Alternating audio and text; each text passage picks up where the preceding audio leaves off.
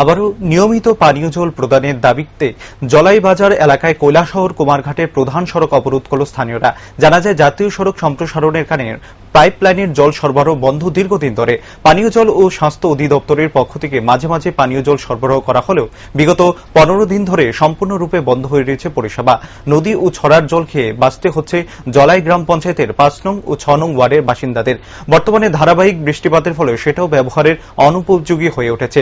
এই বিষয়ে স্থানীয় প্রশাসনকে বহুবার জানানো সত্ত্বেও কোনো পদক্ষেপ গ্রহণ করা হয়নি বলে অভিযোগ। অবরোধকারীদের বক্তব্য, অবিলম্বে সমস্যার সমাধান করতে হবে। দীর্ঘ 3 ঘণ্টা অবরোধ থাকার পর পরিশেষে সংশ্লিষ্ট দপ্তর ও স্থানীয় পঞ্চায়েতের তরফে সমস্যা সমাধানের আশ্বাস দিলে অবরোধ তুলে নেওয়া হয়। জল পাই না, তবু আমরা মাইনে ঠিক আছে, আমরা একদিনের পেলে আর দুদিন জল পাই না। আমরা যাই হোক, আমরা যেমনি যাই হোক চলতে পারছি, কিন্তু আজকে 15 দিন ধরিয়া আমরা টোটালি জল পেতাছি না। এতদিন আমরা নদীর জল আমরা খাইতেছি, নদীর জলে এখন যে অবস্থা, এখানে খাওয়ার মতন কোনো অবস্থা নাই। আমরা বাচ্চা কাচ্চা সব অসুস্থ হয়ে গেছে গিয়া।